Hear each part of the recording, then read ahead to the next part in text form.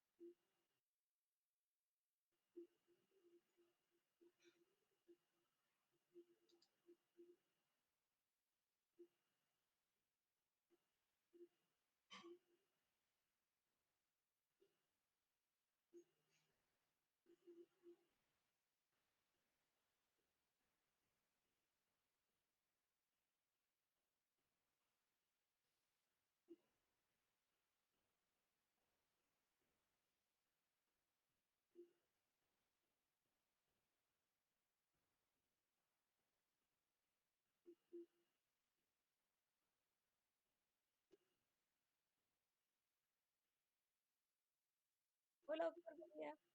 Hola, buenos días. Oye, ¿dónde están haciendo ustedes las clases, lo clínico? ¿Se refiere ¿En a qué la hospital? práctica, Doc? Claro, el internado, porque ustedes el próximo año entran a internado, entonces, hoy Sí. día, ¿los internos dónde andan? Eh, Los internos están en el hospital de Talagante, doctor. Hasta el momento todos están ahí. Ese es el hospital clínico que Ah, tienen En ustedes. Santiago. Y los internos de La Serena creo que están Ovalle. en el hospital de Valle. Ya.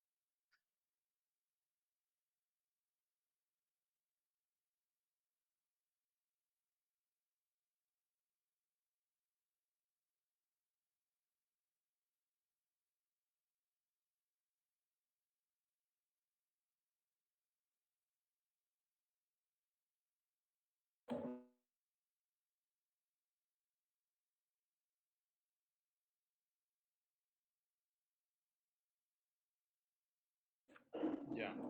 De las Serenas faltan todavía, pero se están conectando ahora. Oye,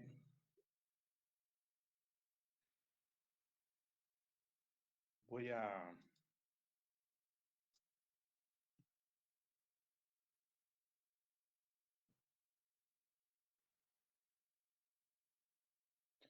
Mientras llegan sus compañeros de...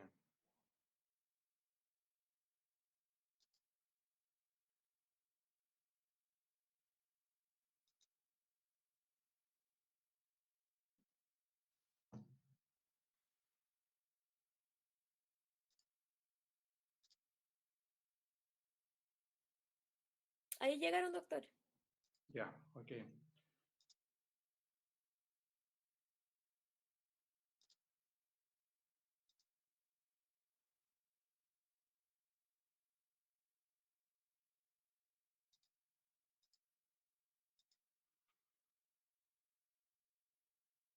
¿Ven qué es lo que ven en pantalla ustedes ahora?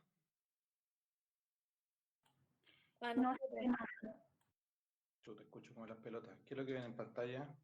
A nosotros, doctor, y a usted. Su cámara, Ya, por así decirlo. ya, ok. Déjame ver porque...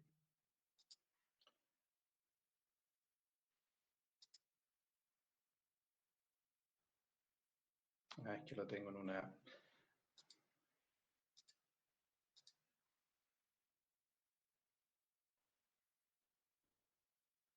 Ya, mira, el problema es que creo que ustedes están un poquito... eh, porque la gente de La Serena no tiene ninguna posibilidad de tener una pausa aparentemente hasta la 1 de la tarde o 1:30. Y se conectan en forma... O sea, inmediatamente salen de un lado para otro. Yo tengo el horario que se lo acabo de mandar a los chicos de los coordinadores, que es el que me presentaron la universidad, los horarios disponibles. Pero esos horarios disponibles que tienen son incompatibles con mi actividad laboral porque no es posible. Entonces, el único bloque horario que había que yo podía tomar era de 11:30 a 1 de la tarde, que es el horario que yo dispongo para yo los días martes, yo opero de las 8 de la mañana a la 1 de la tarde habitualmente, o sea, a la 1 de la tarde. Eh, pero ese horario, ¿Presenta el documento que nos envió para que todos lo vean? ya, sí, porque eso no lo podía hacer.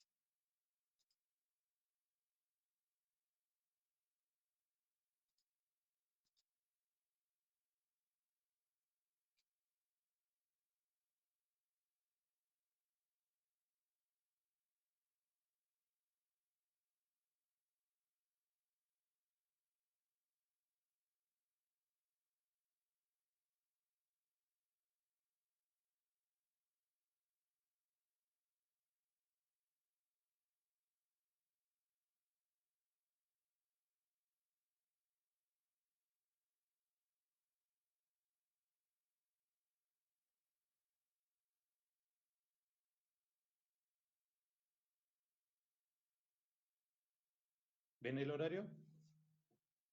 No, doctor. Aún no. Ya va a llegar ya.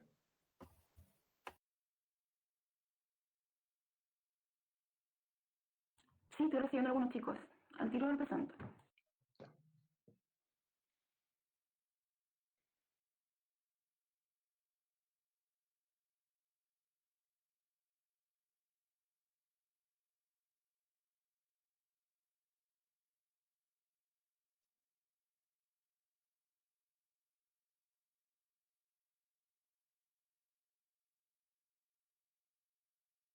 Ya, este es el horario que a mí me mandaron, ¿ya? Como para yo poder tener horas disponibles para hacerle las clases a ustedes. El único día que yo tengo disponible es el día martes, porque es el día en la mañana, de las 8 a la 1 de la tarde, el día que yo tengo programado para cirugía, que afortunadamente es para ustedes y lamentablemente para mí por tiempos pandémicos ese horario no está lleno, pero de todas maneras siempre se va a respetar su horario de 11:30 a 1. El otro horario asignado en el día sábado en la mañana, que no hay ninguna posibilidad. Entonces, para que la gente de La Serena y ustedes se puedan coordinar de mejor manera,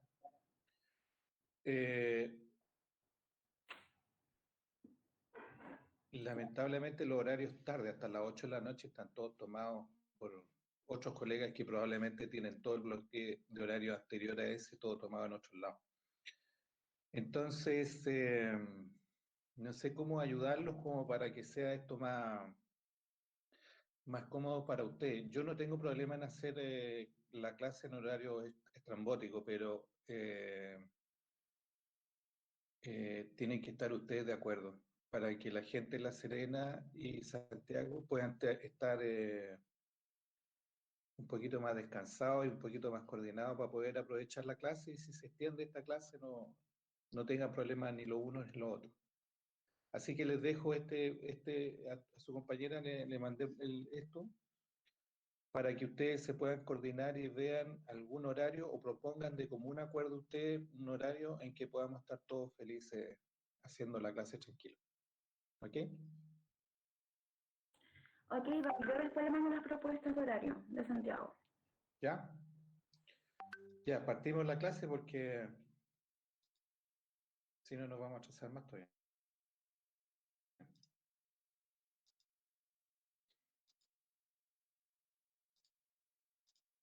Ya, usted ve la clase ahora, ¿no es Sí, cierto? sí se ve. Sí, ahora Ok. sí. Oye, para los que no estaban en la vez pasada, todas las preguntas aquí. ¿Ok?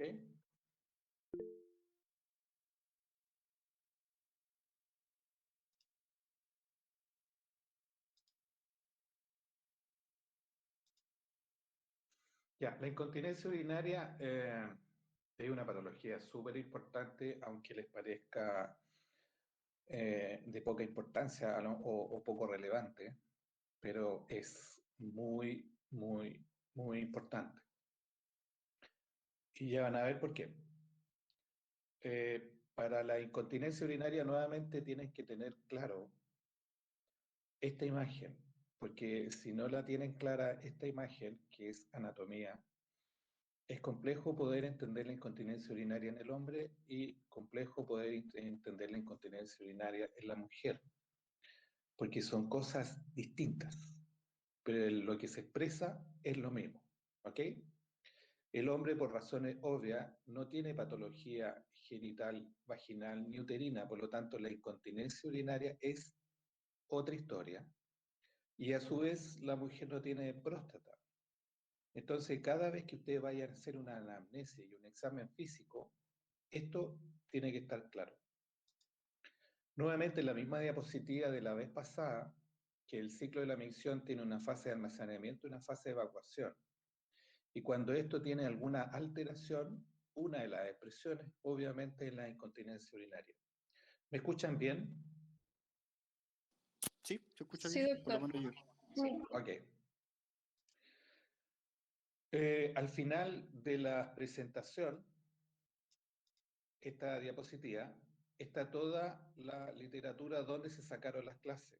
Si ustedes quieren profundizar el tema, ahí está. Pero lo básico está en la diapositiva. Esto es lo que me pidió la universidad. Describe la etiología de la incontinencia urinaria, cuadro clínico, diagnóstico específico, tratamiento inicial y derivación de la especialidad. Eso es lo único que me pidió la universidad. La definición de la incontinencia urinaria se puede definir como una condición en la que en forma involuntaria se escapa orina de la vejiga. Eso es absolutamente de perogrullo. Esta pérdida puede ser por la uretra, pero también puede ser fuera de la uretra. Y eso es súper importante poder definirlo claramente y lo vamos a ver. Las pérdidas extrauretrales corresponden a las fístulas o comunicación anómala que existe entre una cavidad y otra cavidad, donde hay mucosa. Por ejemplo, vagina, vejiga, útero, vejiga. La prevalencia aumenta con la edad, llegando a comprometer un 13% de los hombres y un 14% de las mujeres entre esta edad. Yo creo que es mucho más, sobre todo en las mujeres. Si ustedes les preguntan a sus familiares, mujeres, pasados los 45, 50 años, estoy seguro que más de un 30% les va a decir que sufre algún tipo de escape.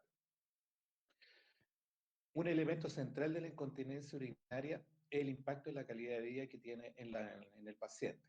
Las consecuencias físicas, sociales, emocionales son cruciales, ya están llamando por teléfono, son cruciales para eh, a la hora de determinar la necesidad o intensidad del tratamiento. Ustedes tienen que pensar que la incontinencia urinaria se presenta en cualquier momento del día, en cualquier momento del día, la noche, haciendo lo que ustedes estén haciendo. Por lo tanto, alguien que sufre incontinencia urinaria tiene un impacto en su calidad de vida que es enorme. Es decir, no puede salir, no puede trabajar como corresponde, no puede tener relaciones sexuales, no puede ir de vacaciones, no puede ir a un cumpleaños, no puede hacer prácticamente nada cuando esta incontinencia urinaria es muy, muy, muy grande. Por lo tanto, esas personas quedan recluidas en su casa. Y obviamente en esas condiciones suelen tener depresiones, trastorno de la personalidad, o sea, es un impacto grande. Pero también en las mujeres, fundamentalmente, o en los hombres, que esa incontinencia es más bien esporádica, tienen que vestirse de una determinada forma para poder salir a la calle. Entonces, esto no es un tema menor. No es un tema menor, porque no es normal ponerse toallas, paños, pañales para poder salir a la calle. Básicamente existen tres tipos, hay más tipos de incontinencia urinaria, pero las que ustedes tienen que grabarse son estas, la incontinencia urinaria de esfuerzo. ¿Qué quiere decir eso? El nombre lo dice, tiene que haber un esfuerzo para que se produzca la incontinencia urinaria. Y este esfuerzo físico puede ser levantar algo, pero también puede ser una maniobra de Valsalva, que es toser, reír, etc. Y esa maniobra de Valsalva puede ser una maniobra de Valsalva leve, un esfuerzo leve, y el paciente presenta escape de orina. Puede ser un esfuerzo intenso y el paciente presenta escape de orina. La incontinencia, urge de urgencia, urgencia miccional, o sea, esta incontinencia está claramente asociada con el deseo miccional. ¿Qué quiere decir eso? A diferencia de la primera, la incontinencia urinaria de esfuerzo, en la primera no hay deseo de orinar, no hay ni una gana de orinar. El paciente está tiki-taka, está mirando la tele, está haciendo cualquier cosa, tose, se le escapa la orina. A diferencia del segundo, que tiene que estar asociado necesariamente por un deseo de orinar, un deseo imperioso de orinar. Y ese deseo no puede ser contenido y se produce el escape de orina. Por eso es importante tener claro la anatomía y cómo funciona la fase de continencia y vaciado en la vejiga. Y para variar, la incontinencia urinaria mixta. No puede haber una sin la otra. Está presente tanto la incontinencia urinaria de esfuerzo como la incontinencia urinaria relacionada con el deseo. En general, yo aquí le puse un dibujo, y este dibujo es de la zona pelviana de la mujer, con algunos ligamentos. Básicamente ustedes tienen que pensar que no todas las mujeres se les escapa la orina, sino que hay un grupo bien específico de mujeres que se les escapa la orina. Y lamentablemente para ellas es una condición biológica. ¿Qué quiere decir eso? Que tienen una anatomía que les es propia, que es heredable y que la van a tener toda la vida. Y esa anatomía hace que a ellas, solo a ellas, se le escape la orina y a la vecina que no es como ella, no se le escape la orina. Y eso tiene que ver con el colágeno. Hay determinados tipos de colágeno que son menos elásticos y al ser menos elásticos hace que esto se produzca. Por eso existen acá unos ligamentos, los puburetrales y los ureteropélvicos, uretropélvicos que están vinculados con justamente que son más laxos, y esto hace que, habiendo un mecanismo esfinteriano absolutamente sano, pero ubicado en un lugar inadecuado por esta elasticidad inadecuada de los ligamentos, que se produce la incontinencia urinaria.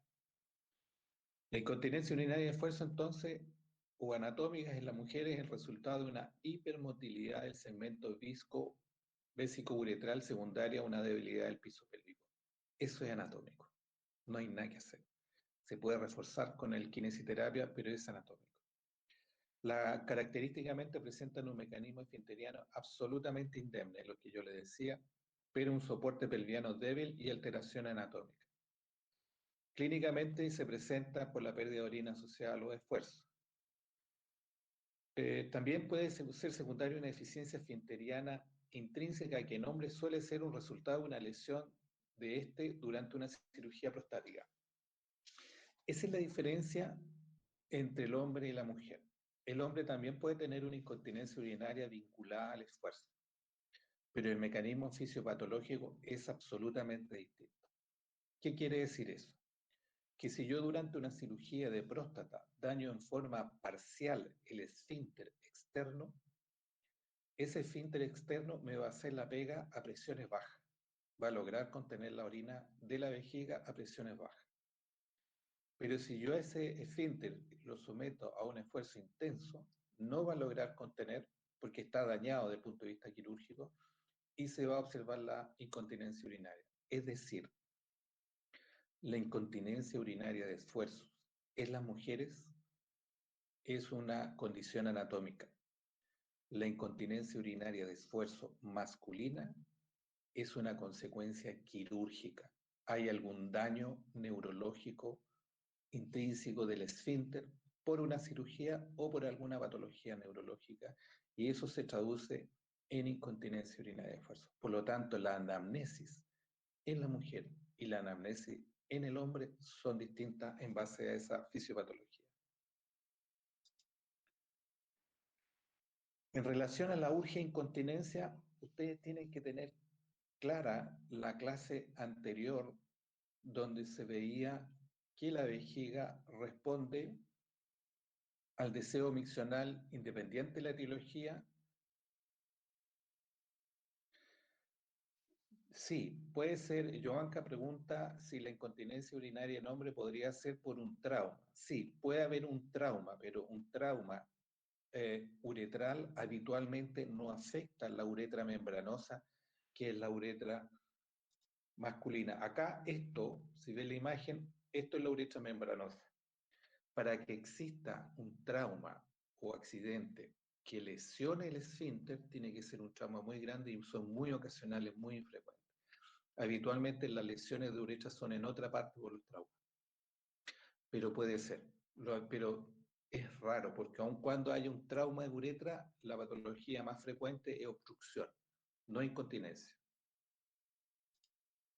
Como les dije, la fisiopatología y la urge incontinencia de la vejiga responde igual frente a cualquier estímulo, porque no tiene otra forma de hacerlo. Por lo tanto, en la urge incontinencia, ustedes tienen que tener presente que en la vejiga tiene que haber en la mucosa alguna patología que estimule el deseo miccional de una forma intensa y a un llenado temprano. Es decir, como les dije la vez pasada, el deseo miccional se desencadena entre los 150 y 200 ml, pero en estos casos se desencadena entre los 50 y los 100 ml. Por lo tanto, son pacientes que están pegados al baño. Se debe fundamentalmente a una hiperactividad del detrusor y una alteración de la acomodación vesical. La hiperactividad del detrusor, como les digo, se debe fundamentalmente a que la mucosa activa el deseo miccional por algún proceso inflamatorio. Y la acomodación es porque obviamente esta vejiga que tiene que ir progresivamente distendiéndose a baja presión por alguna patología que afecta a las paredes de la vejiga, no se puede distender y no se puede distender más. Y eso hace que la sensación de llenado de la pared de la vejiga se logra a volúmenes bajos. Por ejemplo, una paciente que tiene un cáncer cervicuterino fue irradiada para su cáncer cervicuterino, pero tuvo como consecuencia una cistitis actínica. Una cistitis actínica es un proceso inflamatorio crónico de la mucosa y de las paredes de la vejiga que hace que esa vejiga se transforme en una vejiga hipovascularizada y de pared acartonada. Esa paciente va a estar sana de su cáncer cervicuterino, pero su vida va a ser un drama porque no tiene calidad de vida por su incontinencia, por urgencia-incontinencia. La hiperactividad del detrusor corresponde a las contracciones involuntarias de la vejiga y se asocian generalmente a urgencia-incontinencia o urgencia miccional. Se pueden clasificar en dos tipos esta urgencia-incontinencia, la idiopática y la neurogénica. La idiopática, como su nombre lo dice, lamentablemente hay patologías que uno no sabe por qué están, pero están. Y la otra, urgencia-incontinencia de origen neurogénico, que hay patologías que producen esto, como la diabetes.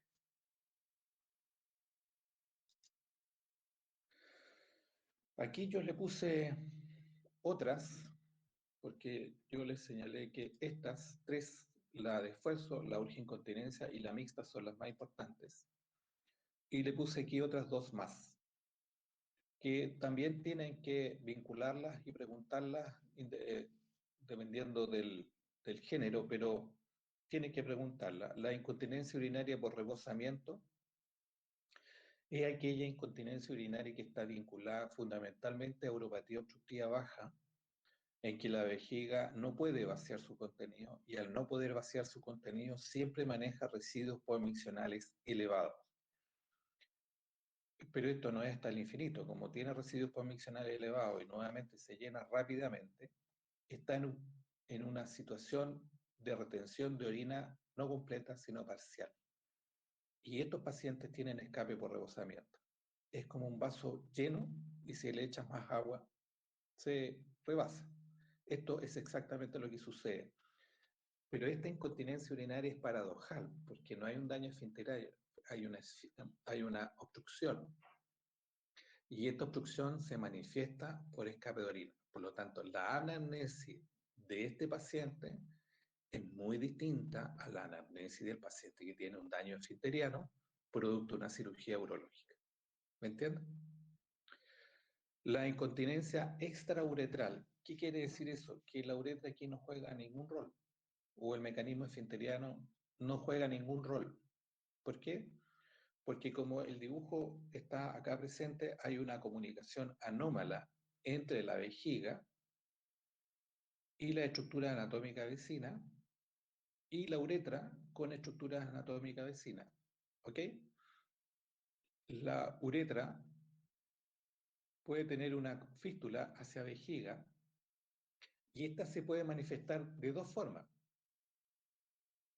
Si es antes del esfínter, eso es un escape continuo. Si está después del esfínter, es un escape que solamente se presenta en el momento de la orina, por razones lógicas. Si existe una comunicación anómala entre la vejiga y la vagina, este escape se produce las 24 horas del día, los 365 días del año. Imagínense la calidad de vida. Si esa comunicación está entre la vejiga y el útero, este escape de orina se va a producir cuando la paciente tenga algún flujo vaginal, habitualmente flujo rojo, que van a ser abundantes por razones obvias, porque va a salir 1 litro de orina por el útero en periodos menstruales. Por lo tanto, la clínica es absolutamente, y la anamnesis es absolutamente distinta. En estos casos, ustedes tienen que tener presente que tienen que preguntarle, aunque les parezca estúpido, pero le tienes que preguntar por dónde se le sale la orina. Porque tienes que descartar una fístula vesicuterina. O tienes que descartarla, porque si no la descartan, obviamente la historia, la derivación va a ser todo distinto. Y este escape de orina, como le digo, altera muchísimo la calidad de vida. Pero aquí el dato más importante es que siempre va a haber una patología oncológica y siempre puede haber alguna cirugía ginecológica asociada.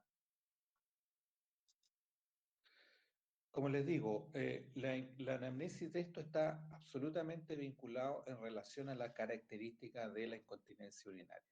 Si ustedes tienen claro eso, la primera diapositiva, la anamnesis no le va a ofrecer ninguna dificultad. ¿Ok?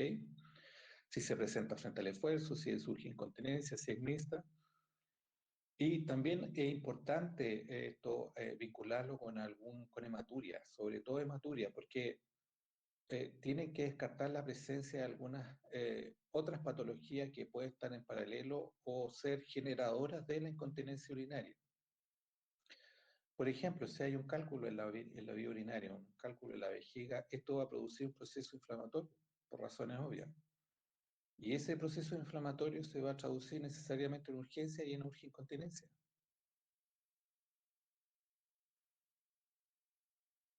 Por lo tanto, tienen que preguntar eso. La sintomatología de infección urinaria, si ustedes tienen orinas turbias, de mal olor, con una alta frecuencia día-noche, está claro que la causa es la incontinencia de infección urinaria, no otra. Existe una cartilla miccional que uno se llama.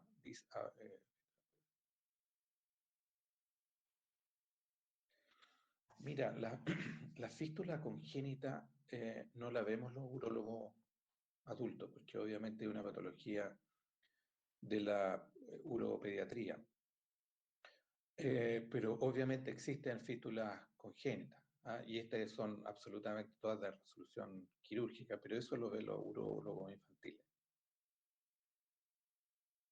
En caso de ser adquirida, ¿en qué patologías se presentan?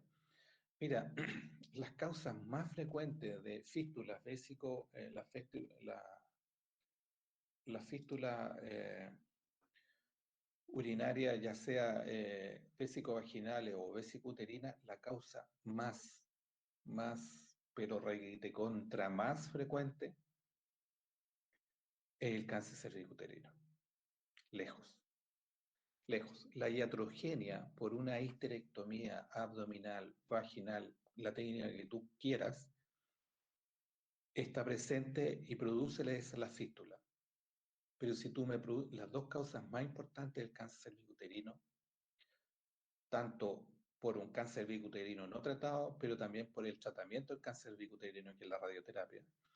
Y la otra causa es la ginecológica en las histerectomías totales o subtotales. ¿Ok?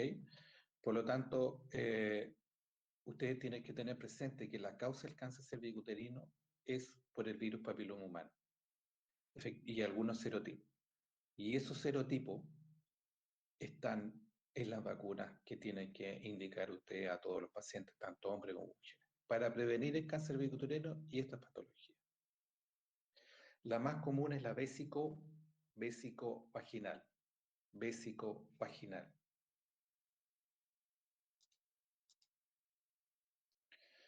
Oye, existe una cosa que se llama cartilla miccional, que si bien es cierto, para la anamnesis es súper útil, no sé si a ustedes les va a servir porque es resorte más de especialidad, pero por lo menos es para que tengan el concepto. La cartilla miccional es simplemente una planilla Excel con dos entradas, una que es hora y otra que es cantidad. Hora significa que la persona tiene que poner la hora en que va al baño y la otra es la cantidad en que tiene que medir cada vez que va al baño lo que orina. De tal manera que uno tiene un diario miccional o una cartilla miccional y esto te da la frecuencia, pero también te da el volumen. Una frecuencia normal con volumen de ingesta líquido normal, como ya hablamos, era hasta los 6 veces en el día y 2 veces en la noche, pero por volumen miccional es 200, 250 ml. Si ustedes tienen una cartilla miccional en que la paciente va 10 veces en el día y cada vez que va al baño orina 50 ml, está claro que estamos en un problema. Y eso se debe fundamentalmente a una urgincontinencia. Lo más frecuente es, ¿ah? La cartilla miccional uno la usa con mucha frecuencia en mujeres, en hombres no, porque habitualmente es de uropatía obstructiva baja u otra, es más fácil hacer llegar al diagnóstico, pero es de utilidad. ¿Ya?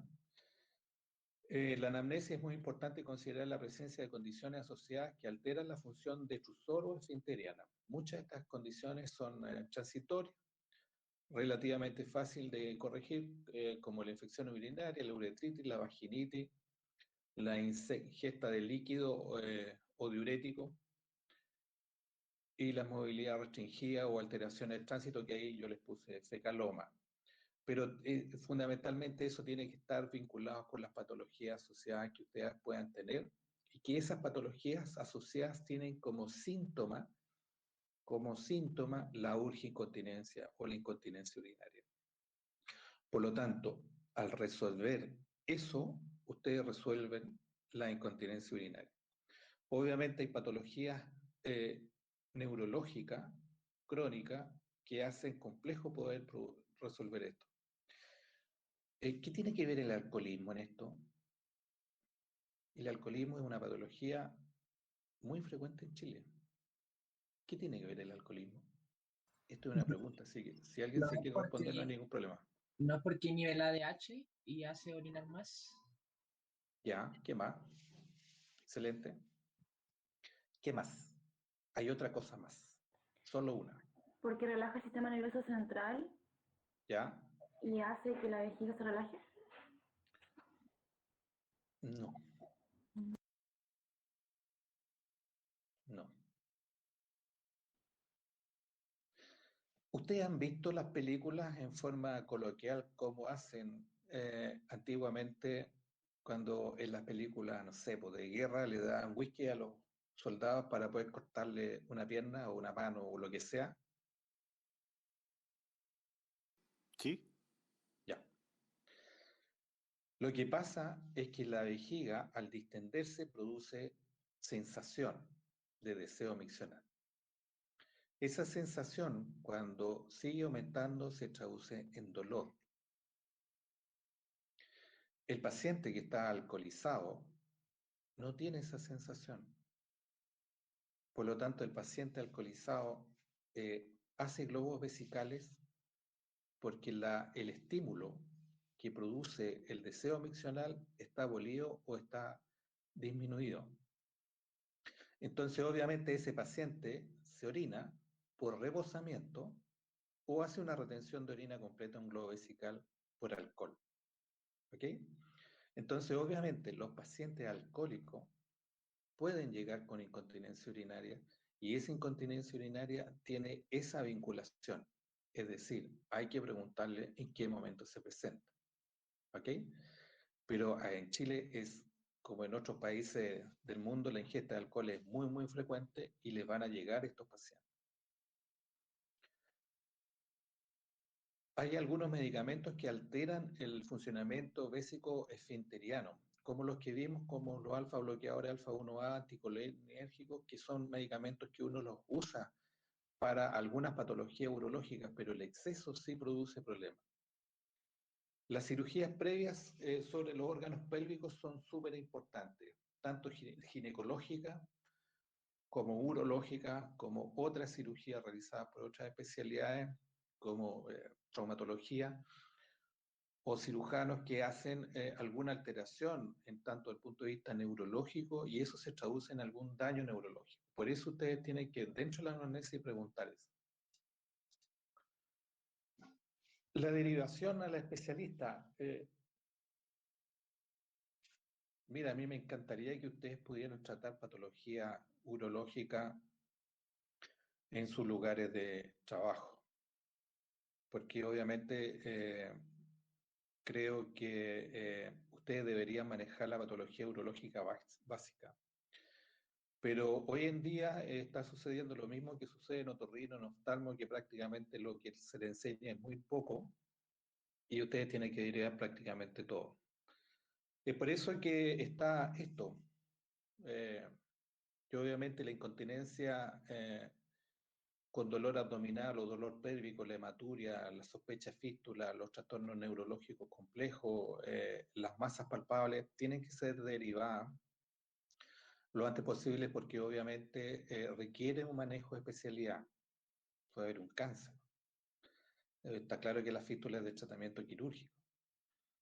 Pero hay otras patologías que ustedes pueden manejar en estadios iniciales, por ejemplo, la neuropatía obstructiva baja, por hiperplasia prostática benigna, que perfectamente pueden tratarlo y derivarlo cuando ya no pueda resolverse desde el punto de vista médico con la atención primaria.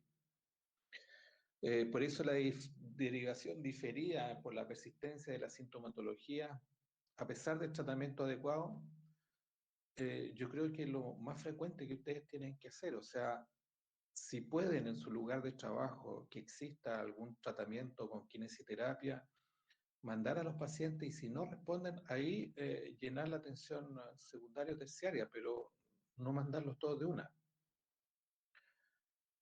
Diagnóstico incierto o incapacidad de establecer un tratamiento adecuado. Eso es lógico. Residuo post-miccional significativamente elevado.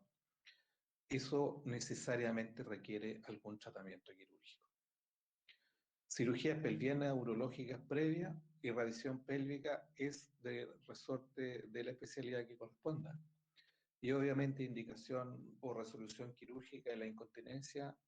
Esas son como lo básico para que ustedes sepan qué tienen que mandar antes y qué tienen que mandar después. El tratamiento es médico y el tratamiento es quirúrgico. Y uno viene después de otro siempre. El tratamiento no quirúrgico es la pérdida de peso y cambios de vida. O sea, aquí es complejo porque si tiene una paciente obesa y que solamente por el sobrepeso pierde el escape de orina, claro, lo ideal es bajar de peso, pero de ahí a la realidad hay como 30, 40 kilos de distancia y eso no necesariamente se produce. Los cambios de estilo de vida, hay elementos que producen irritación en la mucosa de la vejiga, la cafeína, el alcohol, que en exceso obviamente producen irritación en la mucosa de la vejiga y eso se traduce en una incontinencia. La terapia conductual. Esto habitualmente se ve en la incontinencia urinaria de esfuerzo y eso son de alguna manera que ustedes pudieran a los pacientes establecerle un ciclo miccional, es decir, como esto es educación, tanto al igual que el tránsito intestinal, ustedes de alguna manera con esta metodología pudieran hacer que los pacientes que tienen, algunos pacientes, no todos por favor, algunos que puedan bajar su frecuencia miccional a un número razonable y esa baja de frecuencia miccional tiene que ser un ejercicio voluntario. Es como hacer que los pacientes tengan un tránsito intestinal que sea acorde a su vida, por ejemplo, no sé, llevarlo, en vez de ir al baño 2 veces a hacer deposiciones, llevarlo a una. Y eso se puede hacer, aprender, se puede enseñar. Esto es exactamente lo mismo. Otra cosa es que esto resulte. Y obviamente no va a resultar en todos los pacientes. Los ejercicios de musculatura pélvica son los ejercicios de Kegel. Lo ideal es que esto lo vean con los kinesiólogos o las kinesiólogas en su lugar de trabajo porque existe la subespecialidad de kinesioterapia pelviana, donde le enseñan este tipo de ejercicios. Y estos ejercicios sirven tanto para incontinencia urinaria de esfuerzo como tanto para urgincontinencia o incontinencia urinaria mixta. Se ha visto que en pacientes que tienen una urgencia miccional, las kinesiólogas o los kinesiólogos han logrado reeducar esa vejiga con este tipo de ejercicios, de tal manera que a pesar de que tengan una patología que no se pueda resolver en la mucosa vesical y cuya expresión es la urgincontinencia, esto se pueda manejar desde el punto de vista kinésico y los pacientes aprenden de alguna manera a evitar ir tantas veces al baño. ¿Ok? En relación a los fármacos, hay dos tipos de fármacos que hacen, dependiendo si son antidepresivos o antimuscarínicos, hacen que la vejiga o la musculatura de la vejiga no responda como debería responder y se atenúe la sintomatología de esta patología, que son la tolterodina y la oxibutinina. Uno de los efectos más nocivos de estos medicamentos es la sequedad de las mucosas, que es muy importante para algunas personas, y me refiero a las mucosas, o sea, mucosa oral, mucosa vaginal. Y eso también genera problemas o molestia a los pacientes que hace que la adhesión a este tipo de tratamiento no sea la adecuada. Por eso uno a veces los utiliza estos medicamentos en la noche, porque pueden dormir, pueden pasar la noche sin incontinencia y no tienen tanta sintomatología secundaria. Y los antidepresivos, como la imipramina, también hacen que en algunos pacientes pueda manejarse la urge-incontinencia. El manejo quirúrgico yo le puse acá DOA, porque hay muchas otras técnicas quirúrgicas en que tanto en hombre como mujer que nos ayuda un poco a manejar esta situación. Pero esto es para cultura general. Son básicamente el tratamiento de la incontinencia urinaria femenina de esfuerzo, que se coloca una cinta en el tercio medio de la uretra, donde está el esfínter, y esa cinta sale por arriba del pubis, en el caso de la técnica del TBT, o por los orificios obturadores, en caso de que sea la técnica del TOT. Existen otras técnicas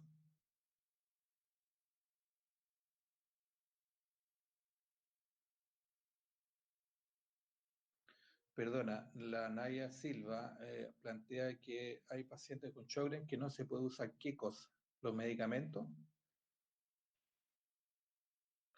Sí, es que hay patologías, o sea, es que eso es lamentable porque hay patologías que te contraindican la utilización de alguna fármaco y ahí estáis calzados porque no hay ninguna posibilidad de ofrecerle ningún tratamiento adecuado para esa patología. Yo lo lamento, pero lamentablemente ustedes se van a encontrar con el lado oscuro de la luna en muchas ocasiones.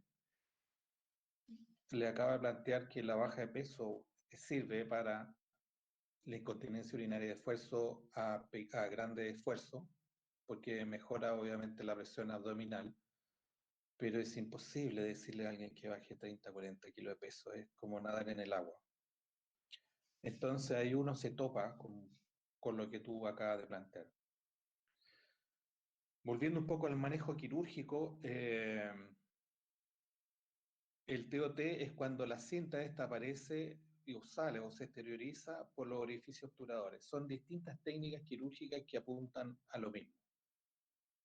Cuando hay una lesión esfinteriana, sobre todo en los hombres, se pone una cinta que está más o menos más fijada que esto y hace que esa cinta produzca una obstrucción mecánica y esa obstrucción mecánica hace que el paciente no se le escape la orina. La incontinencia urinaria tratada con estas cintas lo que produce es que cuando esta uretra es sometida a una maniobra de Valsalva, todo esto baja. Al bajar el esfínter o el mecanismo esfinteriano cambia el lugar de presiones y eso hace que se le escape la orina. Entonces la cinta se coloca acá y eso hace como un efecto de hamaca y ese efecto de hamaca hace que la uretra, en vez de bajar lo que debe bajar en este tipo de pacientes con colágeno alterado, baje menos y al bajar menos no se produce el escape de orina. No hay una fijación. La cinta está libre, absolutamente libre, no se desplaza porque es una malla, pero esa malla es lo suficientemente para contener el desplazamiento de la uretra. ¿Ok? Yo acá les puse esta tabla que la saqué del manual de urología de la Sociedad Chilena de Urología, donde le puse, y está vinculado con la parte neurológica, donde están básicamente en qué momento se producen todas las incontinencias urinarias y las que están vinculadas con el detrusor o no, o con los complejos esfinterianos. Y ahí ustedes tienen este resumen que si lo entienden y lo aprenden, es suficiente con eso, ¿ok? Porque aquí van a entender toda la patología de incontinencia urinaria, ¿ok? Chicos, no sé si tienen alguna pregunta, algo que les pueda ayudar, algo que les pueda aclarar.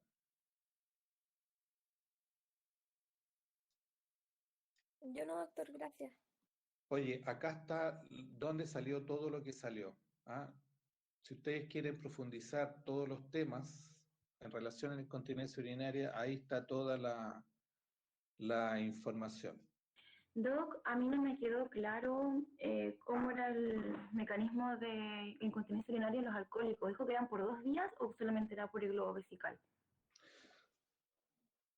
Eh, el alcohol produce desinhibición, ¿ok? El alcohol produce, de alguna manera, ausencia de dolor o disminución del dolor en la mucosa de la vejiga. Al tú no tener dolor o sensación de micción, esa mucosa no va a estimular la contractilidad del detrusor y ese detrusor va progresivamente a ir conteniendo cada vez más orina. ¿Ok? Al contener cada vez más orina, esa presión adentro de de la vejiga va a ir progresivamente aumentando hasta que esa presión que está en la vejiga, más la presión abdominal que en este momento pueda generar la persona, va a superar la resistencia esfinteriana y se va a producir el escape de orina. ¿Ok? Súper, Pero, gracias. pero si ese paciente tiene uropatía obstructiva baja y tiene un adenoma prostático obstructivo, esa suma de presiones por un volumen urinario elevado asociado a una presión abdominal nunca va a vencer la resistencia que le ofrece el adenoma prostático. Y ese paciente no va a tener no va a tener un escape de orina.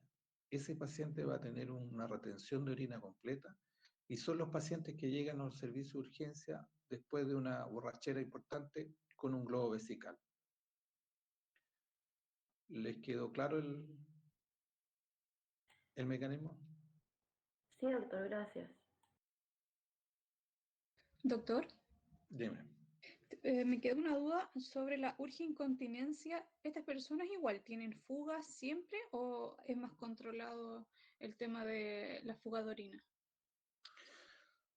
La fuga, la urgincontinencia está vinculada con el deseo miccional, como el nombre lo dice. Por lo tanto, la fuga la va a tener cuando se presente el deseo miccional. Si ese deseo miccional lo presenta 5 veces en el día, 5 veces en el día va a tener escape de orina. Si lo presenta 50 veces, 50 veces va a tener. Todo eso va a depender básicamente del elemento desencadenante de la irritación en la mucosa. Es decir, si yo tengo una cistitis actínica, tengo una cistitis intersticial, tú tienes que tener presente que ese paciente va a tener toda la vida, todos los días, un proceso inflamatorio continuo y permanente en la vejiga. Por lo tanto, esa paciente o ese paciente va a tener una vejiga con 50 ml y esa vejiga con 50 ml va a desencadenar el deseo miccional y ese paciente va a tener escape de orina. Si yo orino 1,5 litros, 2 litros de orina todos los días, imagínate cuántas veces se le va a escapar la orina y qué calidad de vida va a tener esa paciente. Por lo tanto, en la anamnesis que ustedes tienen que tener presente esa patología. ¿Te aclaré tu duda? Sí, doctor, gracias. Doctor, Espérate. Es que Víctor Raúl pregunta una duda. ¿Goteo posmiccional en exceso puede considerar como incontinencia también?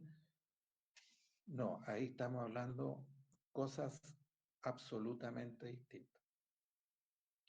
El goteo posmiccional es un goteo cuyo nombre lo indica, es posmiccional y responde a una patología obstructiva, es decir, alguna obstrucción en el tracto de salida tiene que estar presente, que puede ser una hiperplasia prostática benigna, que puede ser un cálculo uretral, que puede ser una estrechez, una lesión uretral, y eso hace que se acumula una columna de orina previo a la zona de retención o de obstrucción, y esa columna de orina se va progresivamente evacuando por el orificio que permite que salga la orina.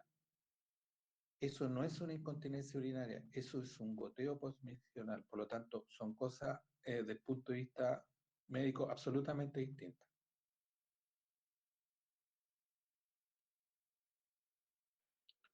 Alguien me iba a preguntar en forma verbal algo. Yo, doctor, una consulta. Si en el caso de ser médico general y estar en atención primaria y llega un paciente, ¿se puede indicar, por ejemplo, no sé, algún fármaco y tratarlo de manera crónica? ¿O sí igual hay que mandarlo con interconsulta al urólogo para ver algún tema quirúrgico? Mira, es que esto yo te lo voy a responder de forma general, no de forma urológica. Si tú Claro. conoces una patología X y tú tienes claro que tu diagnóstico es el adecuado y el tratamiento es el adecuado, y esa patología que tú estás resolviendo es de resolución para tu nivel, dale con todo y el tiempo que sea necesario. Pero si tú consideras que esa patología que tú estás tratando no es para el lugar donde tú estás trabajando, tienes que derivarlo. Si tú tratas a una paciente con incontinencia urinaria por urge incontinencia y le das oxibutinina, le mejora la calidad de vida y está impecable, no es necesario tratarlo, no es necesario derivarlo a la especialista. ¿Por qué? Porque tú conoces la patología, conoces el tratamiento, conoces la evolución y está listo. ¿Ok? Ok, ya, muchas gracias. En relación a las benzodiazepinas, sí, producen un efecto relajante, pero no generan incontinencia urinaria. Y afortunadamente que eso es así, porque el uso de la benzodiazepina es como el agua. Así que estaríamos llenos de esa causa de incontinencia urinaria. Afortunadamente no es así. O no la produce, no se genera.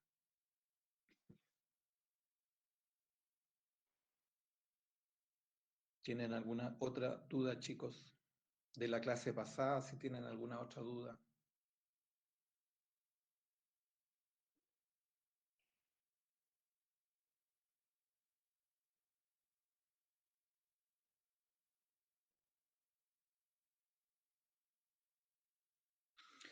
Oye, yo les voy a dar otra cosa que tienen que preguntar, ¿ah? Y que no lo puse, que es súper frecuente en las mujeres sobre todo, el uso de protectores diarios. El uso de protectores diarios, que habitualmente son los que se compran en los supermercados, pero las mujeres de mayor edad o con escasos recursos no lo usan. Y usan confort, toalla nova o un trapito. ¿Ok? O simplemente no lo usan y se cambian los calzones las veces que sea necesario. A veces es difícil que los pacientes le puedan decir la magnitud del problema porque les da vergüenza, porque se sienten cochinos, pasado a pichí, etcétera, y les da vergüenza.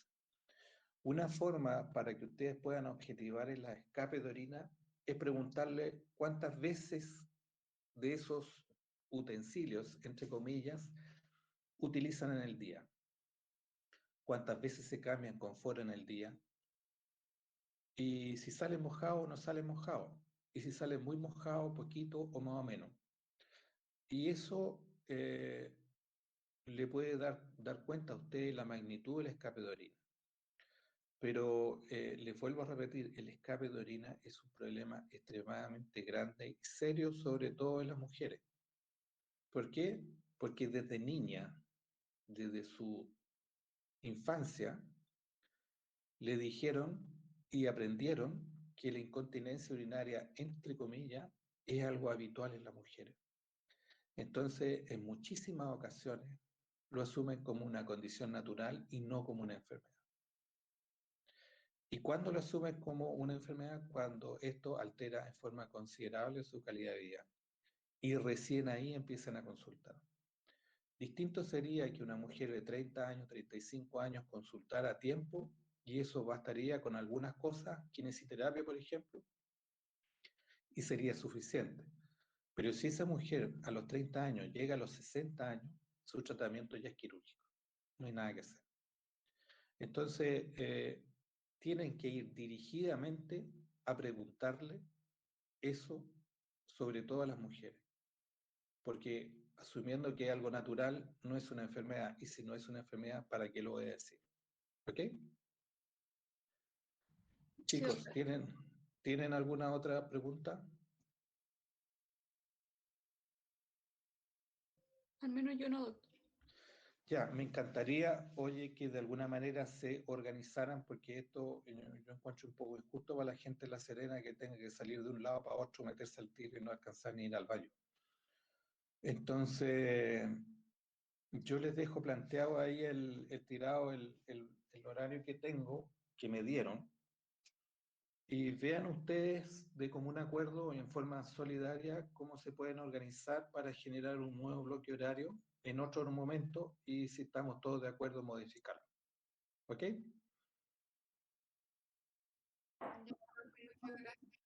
Ahora, si no lo quieren cambiar, es cosa de ustedes. Yo estoy abierto a los cambios. ¿Ok?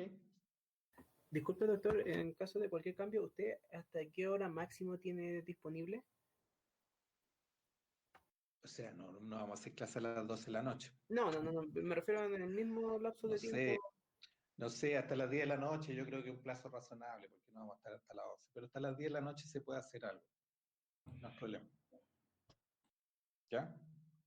Claro, doctor, en Santiago vamos a ver un horario que sea solidario y lo voy a proponer en el grupo de Euro. Y Ya. Sebastián igual me indique como a qué hora más o menos están saliendo de Otorrino, para que así quizás en 15 minutos, no sé tanto. Claro, el problema es que la gente de La Serena no le queda horario para nada, pues. Entonces, obviamente, salir de una cosa para entrar a otra, la capacidad de entendimiento o de concentración no va a ser la misma. Entonces, la utilidad de la clase no va a ser igual. Claro, queda grabado y lo puedo escuchar 300 veces, pero igual no va a ser igual. ¿Ok? Así que, solidarios, se ponen de acuerdo y ahí conversamos. Gracias, profe. ¿Ya? Gracias, doctor. Muchas gracias. Gracias, profe. Bien, que les vaya bien, cuídense. Igualmente. Oye, ¿a todo esto ustedes los vacunaron? No, Algunos sí, Algunos sí, Algunos Pero no. es, la universidad no, ¿o sí? No. pero no la ahora universidad no. Cada No, uno van se a va tener vacunado. sus esposos recursos. no, pero es que para vacunarse, ustedes tienen que tener una credencial que están haciendo algo clínico y con esa credencial ustedes se vacunan de Arica a Magallanes. ¿No le han Sí, dado eso? No, Doc, sí, yo en Punta Arenas fui a todo consultorio que exista y ninguno me quisieron vacunar. Igual, profe. A mí igual en La Serena tampoco me quisieron vacunar con la credencial. En Santiago tampoco. pero en Santiago están vacunando en la clínica Las Condes y yo me vacuné en Ñuñoa también, en cualquier consultorio de Ñuñoa. Es Y que de según hecho, el calendario era para internos primero y Claro, después eso a me los dijeron. demás. Mm, no, yo me vacuné el primer día que No, tú te no, podías no, vacunar no, era para todo alumno no. en práctica de la salud. Depende del kit. Exactamente. Chicos, escuchen. La vacunación no es para internos. La vacunación es para toda actividad clínica que ustedes tengan independiente del curso que ustedes vayan. Por lo tanto, la universidad tiene que emitir un documento en que digan que ustedes están en actividad clínica, en algo, y eso le permite vacunarse, porque si no van a quedar al criterio, por ejemplo, Ñuñoa, que vacuna sin mayor dificultad, o otra región que no simplemente no vacuna. Sí, Es que no, pero así está, profe. Exactamente así está. Algunos lugares sí, otros no. Sí, Habla de Nico, perdón, te hablé por arriba de Nico. no, es que con el certificado de alumno regular y la credencial no hay ningún problema.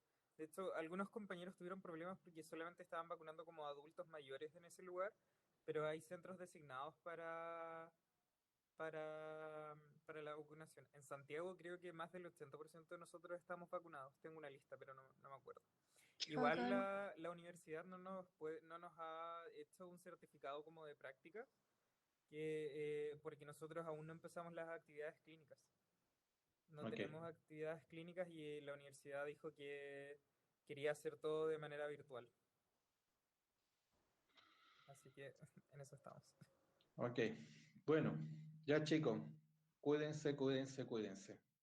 Que esté bien, doctor. Gracias, Hasta Gracias, luego. profe. Igual. profe. Nos Chao. vemos. Chao, Chao. doctor. No, doctor, gracias. Gracias. Doctor. Muchas Chao, gracias. gracias. Chao, gracias, doctor. Doctor, gracias. Chao.